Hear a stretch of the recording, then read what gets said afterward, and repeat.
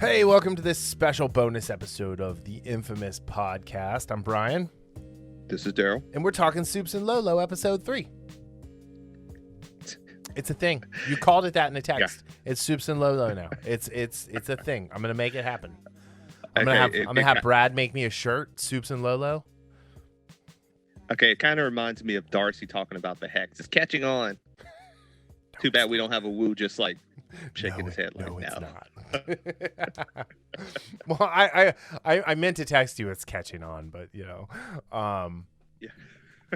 Anyway, so we're pulling this out of the regular episode this week because we have a special guest on the episode coming out on Sunday. And we really wanted to talk about it because I know I love this show. After 3 episodes, I think it's scratching that Smallville itch that the CW shows literally have never done for me. So, but yeah. Yeah, so it took me a while or not a while. I just had an epiphany today about this show, watching it again for the second, watching this last episode for the second time. And yes, when I talk to people, I almost always say Smallville. And I'm like, no, not Smallville. But this show resonates with me in a way that another show did that I did not expect to. And I think you'll understand where I'm going with this. It's not that they're the best shows, but they resonate with me in a way that one, I was not expecting, and two, just brings me joy every time I see it, watch it. And the other one is Cobra Kai. Yeah, it's one of. I thought you were going to say Dark Angel starring Jessica Alba. Oh man, that's going back in the day. No, I get that. It's got that little nostalgia feel to it because of the Smallvillian nature of the show. Right. But at the same time, it's its own twist on the characters. Yeah. And one of my buddies, Jim, like we were talking about a little bit last night, and he had a great response to me about, how much he likes it. He's like, this is a compelling family drama that happens to have Superman as the father. Right. So that was like one of the first things I was going to talk about is like helicopter dad Superman. Yeah. Talk about creeping you out. Like, well, hold on a second. I'm curious as how these two did not put that together the minute they found out he was Superman. Like, hey, do you listen in on us? That would have been the very first thing I asked, but also I'm a paranoid freak. So, that probably wouldn't have been the first thing I asked. There have been a bunch of other things I would have asked, but I would have asked, like, once you got to the powers and how much he can hear. Yeah. At that point, right. I'm actually surprised. Like when they were talking about, like, so you can hear stuff across the world or you hear everything. I'd have been like, do you spy on us? So right there, that would have been my lead in. Like if he had been like, yeah, I can hear a bridge collapsing in China. Right. Right. So, yeah. But it's also interesting because we get, as we get that scene. So first of all, the intro scene in this week with them as a family, in the room, trying to figure out colors of what they were going to paint, the living room was amazing. Just those four actors do such a good job of representing. They seem like a family, such a family in a way that it's you don't see that much on other shows, and that's what I love about this. It's just like, they all have their little quirks and foibles, but the way their chemistry together. I mean, we talk about the brothers, Jordan and Jonathan. We talk about Clark and Lois chemistry together, but the chemistry as the four, sons as of the these unit, two people, as the family unit, as a family unit is. And just Lois coming up to Jonathan and just like throwing the paint on him, right? Right. And that was just such a heartwarming scene. So you watched The Office, right? Yes. So I imagine this scene is the catch-up fight that Michael Scott was talking about wanting with his family, right? I don't know if you remember that when he's like, I want the tickles, I want the ketchup fights. It's like, what is a ketchup fight? What are you talking about, you crazy person? But like, that's all I could think of watching is like, oh, this is a catch-up fight just with paint. But no, you're absolutely right. I mean, the way these four actors really come together and have a family unit, and like you buy it. You buy that these people have lived together for 15 years. Yeah. I think the having Elizabeth Bitsy Turlock and Tyler Hoechlin having had the ability to play this couple on Supergirl, I think really helps set the stage for this show. And then absolutely, I think also like at the end of Crisis whenever he was calling and she's like, yeah, the twins, and he's like, what do you mean the twins? Kind of helped the two of them find that space before stepping into, being parents of teenagers as the world's most famous journalist and, the Man of Steel. Yeah. And again, I've seen that type of, play, whether it be, paint, food fights, or, water fights in many shows, and it rarely hits as well as this one hit. And right. That was such a good intro to the show. But it also was a reminder, though, that, hey, their dad is Superman. And what happens? Like in the middle of them having that family moment, as we talked about, he hears a freaking bridge collapsing in China and he's gone. Just like that. Right. Yeah. And I like how she's like, oh, I guess we don't have to hide it anymore. I thought it was very reminiscent to the mud fight in Modern Family when they had the white. Yeah, I just watched that episode. They were gonna do the family photo. I put it very close to that. Yes, I just watched that episode 2 nights ago, I think. Nice, which is great. Yeah, we're all the way into season 4 already. So yeah. I mean, we've watched it already, but yeah.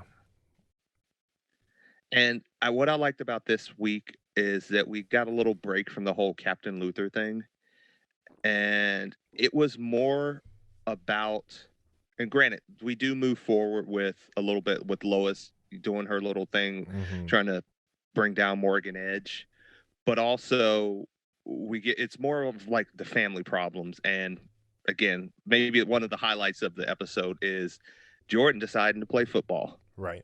Which was like awesome, right? I mean, like. I somehow so I've watched every episode twice. Same here. And I somehow missed the fact that he had super strength. Well, we never see it. No, like that it was even mentioned anywhere. Like I completely like I just remember Jor-El saying he sucks. Why did you bring him here? It's kind of funny because basically that's what Jordan says later on. That's why I said it that way. But the thing is, we knew he had something with the durability, at least when those pipes fell on him. But we never, to your point, Jor-El it was kind of like he threw us off the scent where he says his powers are going to be inconsequential or something along those lines. Yeah, he's he hasn't been able to duplicate it. Because his cells can barely hold enough of the sun's energy or whatever. Right, and I think I said moving to Smallville in the nice Kansas sun, even though it seems to be always overcast in this show, out of the smog-filled metropolis might actually help him. Yeah, it could. It absolutely could. It looks like it's going to rain all the time. Yeah, so far it has been. So, and maybe it's just because it's shot in Vancouver, and I mean, that's what the Vancouver weather looks like. But. Yeah. So, but we get a little bit more from the Lana's family as well, with her and Sarah. The mother and the teenage daughter, butting heads, which again going to that family drama thing. What I've liked so far is that there are issues with these families, but it hasn't yet gone that CW route where it's uber drama. Not yet. I mean, we're definitely going to get there, but not yet. I mean, because there was no Kyle in this episode. Yeah, he was in there in there for like 2 seconds Right. because So of yeah, Lois, when they were at which the house, but I mean, like there was no like big Kyle scene. yeah, I mean, it really kind of focused. It focused on Clark and the boys in football, and then Jordan and Sarah, and then Lolo and her escapades of yeah, the her intrepid journalist. escapades. But yeah. So no, the football scenes were great. I like how they call him short stack. Yeah, Because like he's like not that much smaller than Jonathan. But yeah, I thought it was kind of shitty that the coach made John run.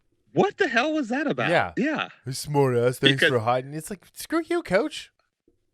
yeah, So that was some bullshit right there. But that's just a sign of a bad coach. That's probably a team that doesn't win a lot. I bet they get a lot of penalties. I assume they're kind of like the Bengals.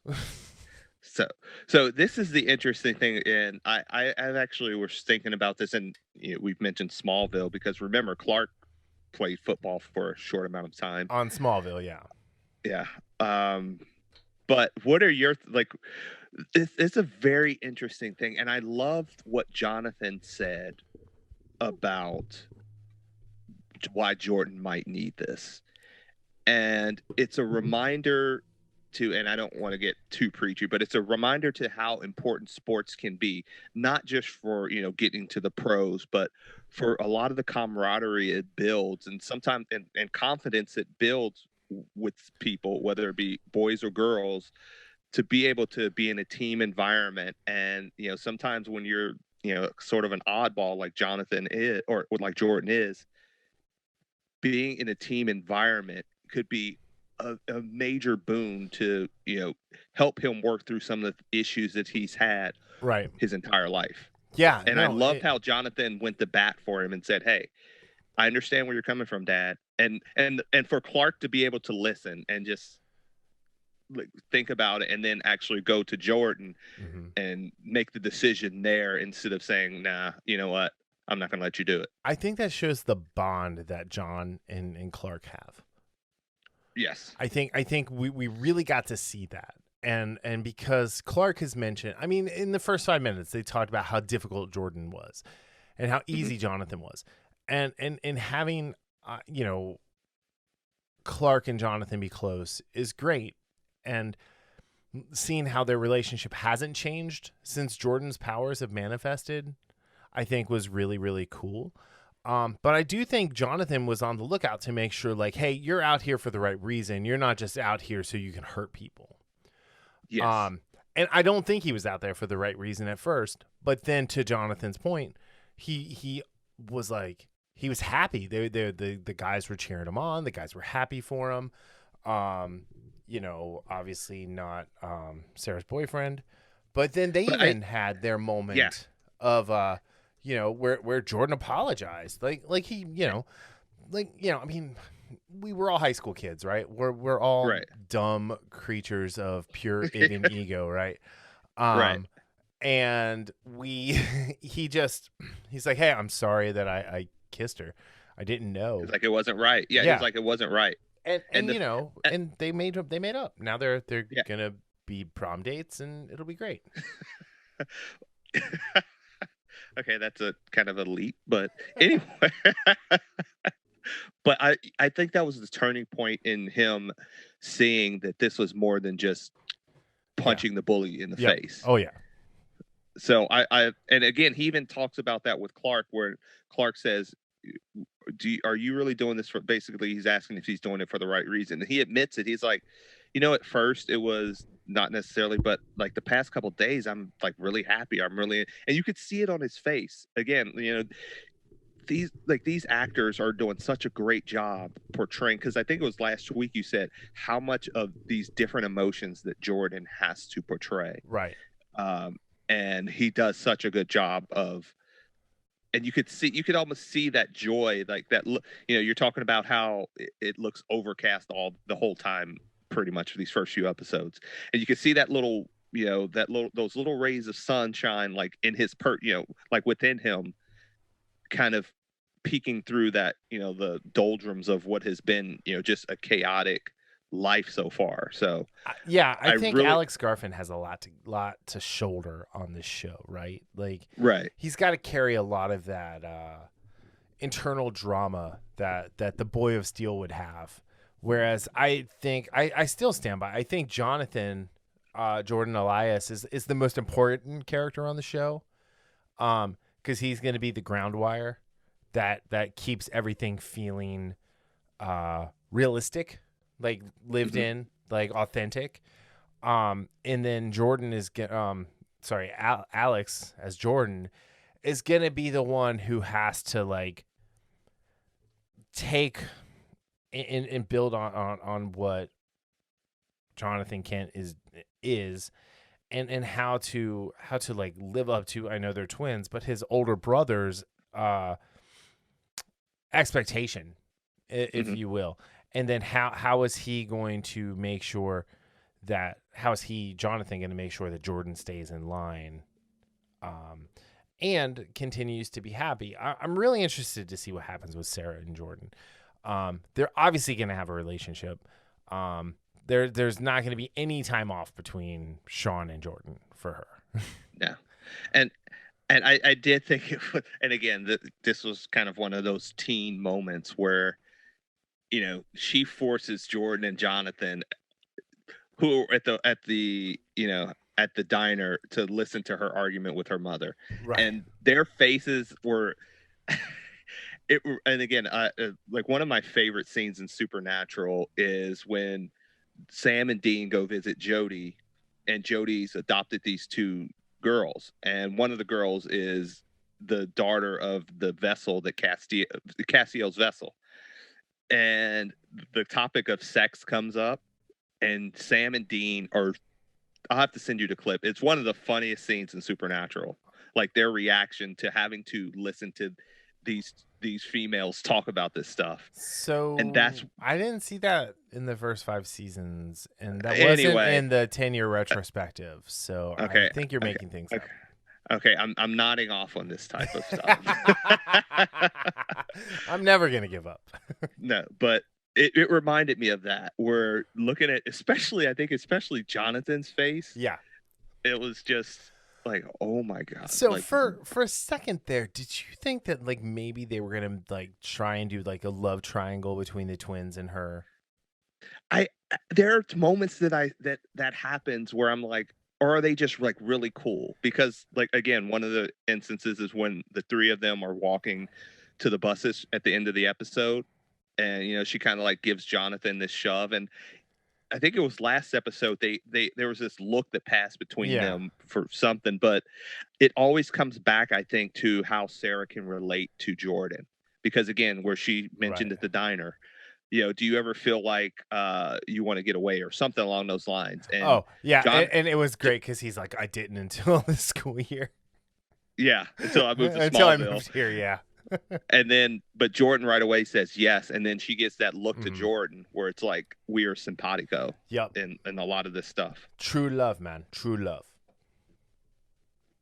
Yeah. So I just, man, this show just brings me so much joy when it's like, all right. And so when it comes on. All right. So the subtitle for this is Smallville is a strange and dangerous place.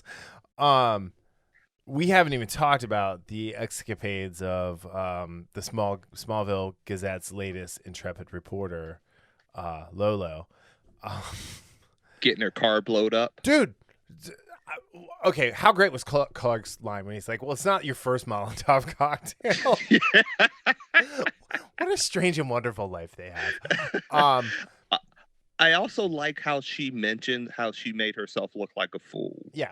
Because when she told Kyle, she was like, Morgan Edge did this. And I'm like, woman, if you think that, you don't say that. That was just like a terrible timing to say something like that. Yeah. Especially if you're trying to convince a guy like Kyle, who already is on the Morgan Edge train. Yeah.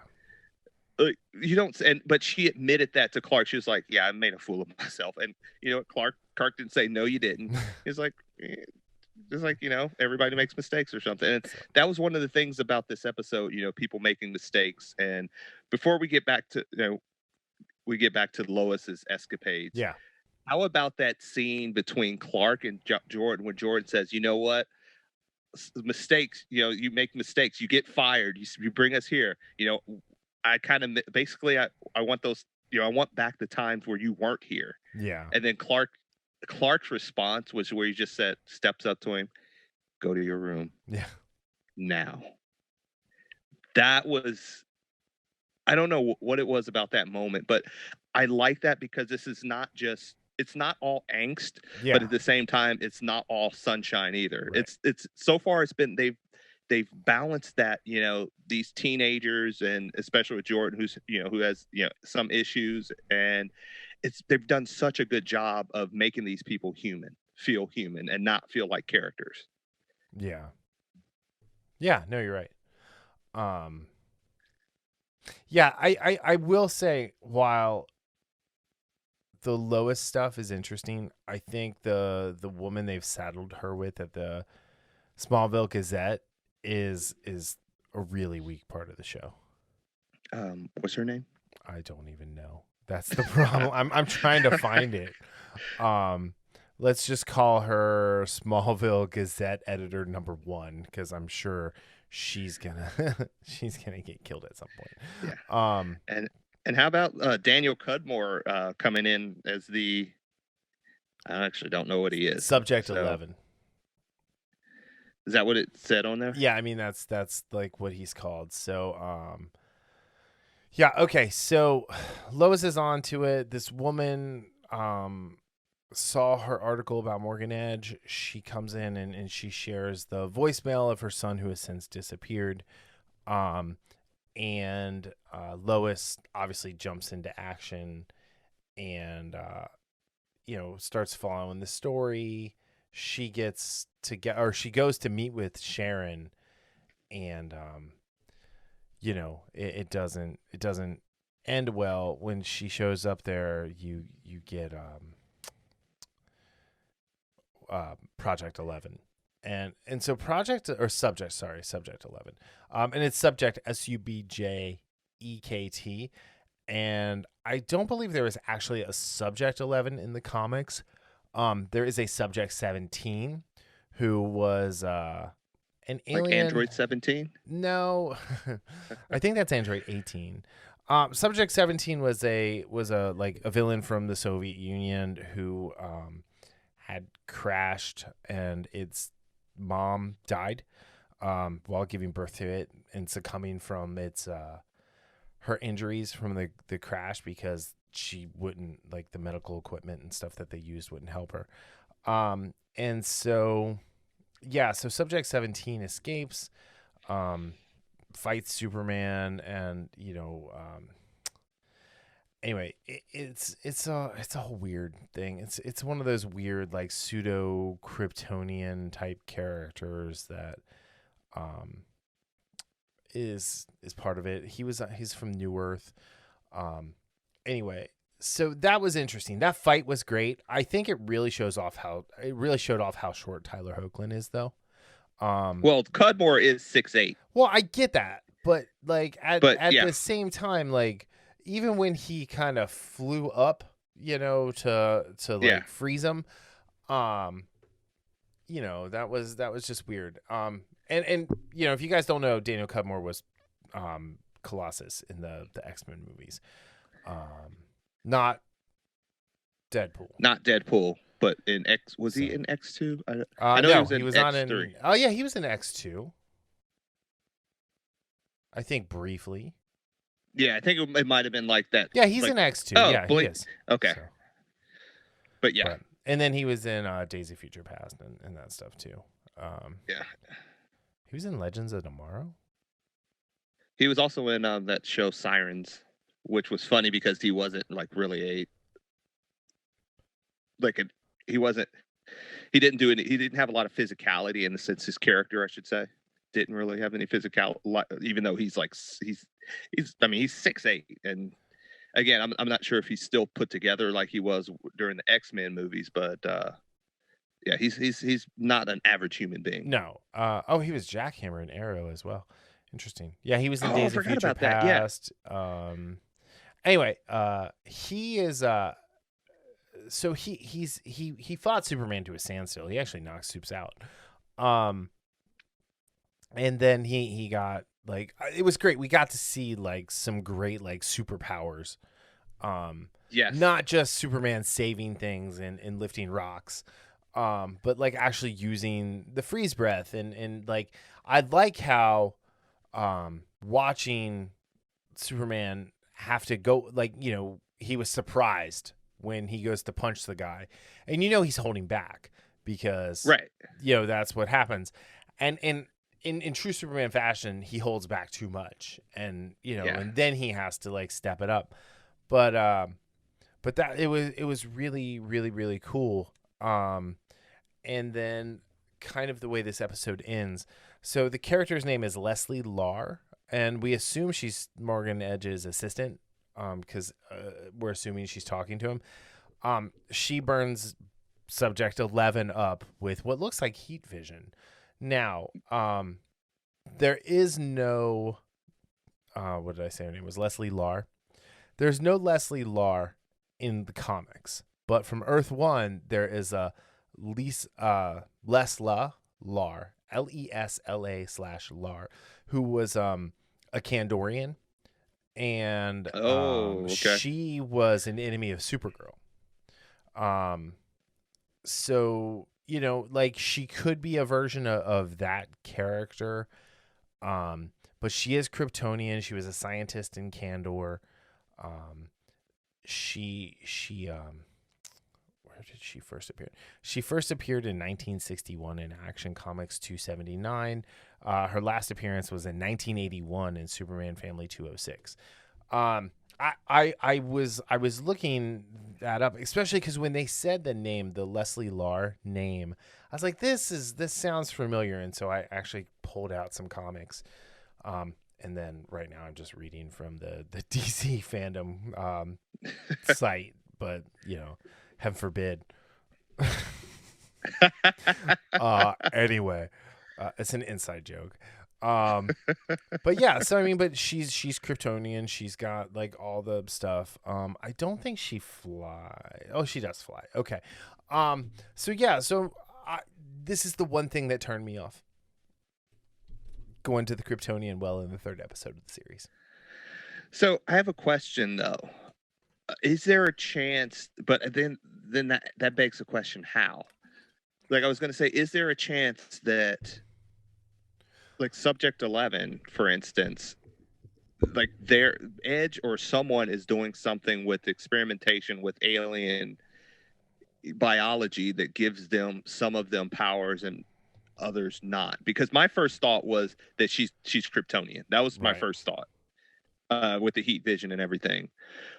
But the way she just sandblasted our boy, which he had the strength, but he never didn't have the durability. Is there something else going on that more than her just being Kryptonian? Yeah, and there's something deeper, and it might tie into what was her name, the disappearance of that woman Sharon's son, and the project that he was on, or something along those lines. Mm-hmm. So I'm curious because like I did not watch I only watched the first 2.5 seasons of Supergirl before I tapped out. Me too. I mean, it's on season 6 now, right? Right. So did they ever go to Kandor? Is Kandor a part of the Supergirl show? I couldn't tell you. I'll tell you right now, I'm not going back and watching that shit. Oh no, absolutely not. Absolutely not. But yeah, I don't know. So yeah, so I think there's something from Supergirl where, because I mean this is a spinoff. I mean already after 3 episodes it's superior in every way. But yeah, I will say, so interesting thing. This episode was directed by Gregory Smith, who is one of the executive producers who you might remember from, I think it was Everwood. Oh, really? Yeah, he's had a really prolific like TV directing career and everything. I don't know if did you ever watch the show Rookie Blue? It was on ABC.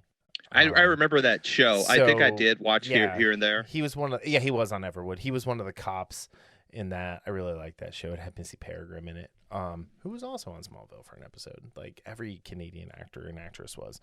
But yeah, so he's actually one of the like main producers on Lois and Clark.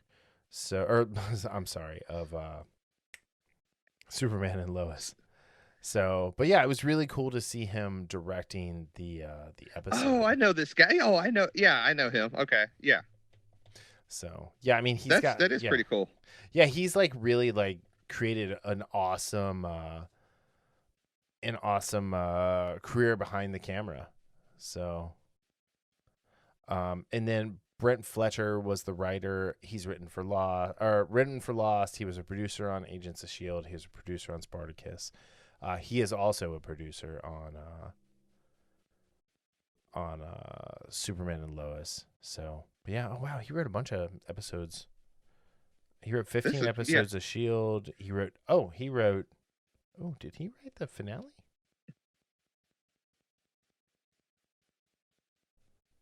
So, sorry, I'm just going through his IMDb. Yeah, I mean, he wrote a bunch of Spartacus too, which is really great. I love that show. It's so good. Yeah.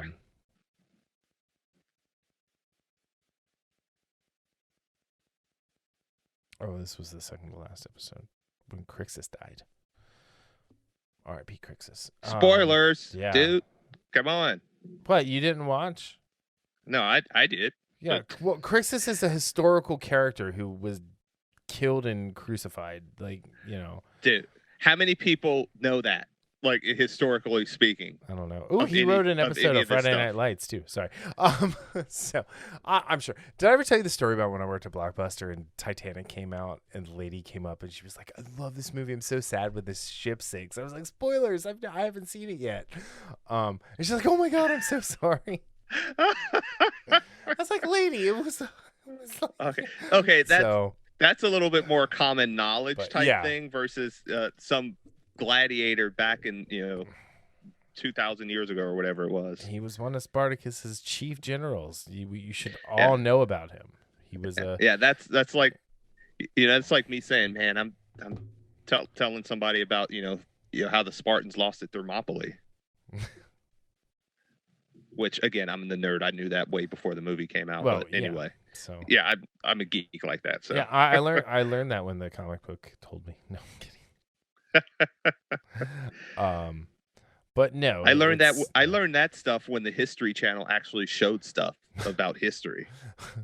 When it was the History Channel before it became the All Hitler Network, and then before it became the what is it now? Scripted television and Fortune Fire. So yes, pretty much, yeah. Yeah, the Hitler Network. That was you could turn on every, no matter what time of day there was a documentary about Hitler on. It's like, come on guys, let's have something else. Anyway, well, cool. I think so let's say Frozen superpowered henchman out of 5. I'm gonna go 3.5 this week. I'm going 4.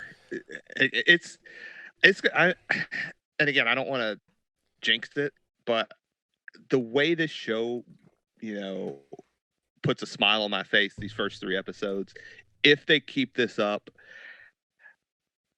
I think it's going to be like 4 all around. 4's all around with me or above. I know there's going to be one of these episodes though that drags. That's just the nature of the beast. That I don't care how good a show is. They're like, how much we love The Expanse and season 4.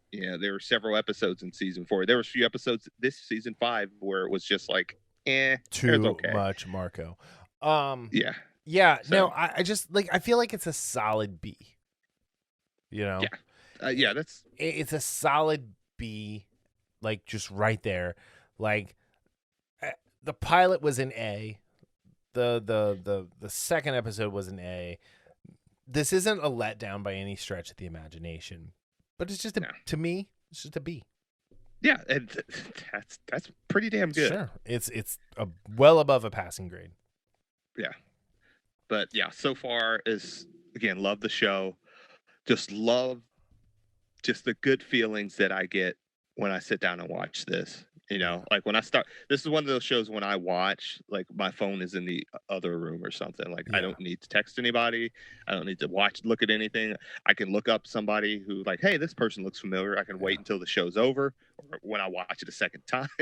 But yeah, this is one of those shows I watch uninterrupted. So that says something. I just really try to find a room that's dark enough because it's so overcast in this show. So I can watch it and see everything. Anyway, all right. Well, cool. Anything else? No, is it Tuesday yet, man? No, it is not Tuesday yet. And we still have a whole nother podcast to do this week. So there's going to be some interesting things we talk about. It's going to be very fun. Casey's been on the show before. Actually, Casey was the very first, like, kind of fill in while we were waiting for you to get up to speed. So yeah, or second. No, Matt was the first. But anyway, so yeah, it's exciting to have Casey back. He's been on a couple times. So it'll be a lot of good toy talk, a lot of good Star Wars talk. And it'll be the first time Casey and Darryl meet. So it'll be awesome because everyone will be in studio, which will be nice. I'll get to see the new carpet. Yes, it's kind of done. I mean, like, honestly, it's done in here. So it's nice. I spend way more time in here than I should. So all right. Well, on that note, thank you all for listening, and we will see you soon. Later. Peace out. The Infamous Podcast is recorded in Kings Mills, Ohio, just north of Cincinnati. You can find new episodes every Sunday on Apple Podcast, YouTube, Spotify, Google Podcast, our website, or anywhere podcasts are downloaded. This show is hosted by Darryl Jasper and me, Brian Tudor. To find more information about the show, visit us at infamouspodcast.com and follow us on Facebook and Instagram at Infamous Podcast to keep up with the show. We also have a Patreon page, patreon.com/infamouspodcast. We have some great rewards for our patrons and are looking for help to grow the show to bring you more of the content you want to hear. Music for this podcast is provided by Michael Henry from meetmichaelhenry.com. So, whenever you're listening to us, have a great day, night, evening, weekend, whenever it is, and we'll see you next time. Thanks for listening.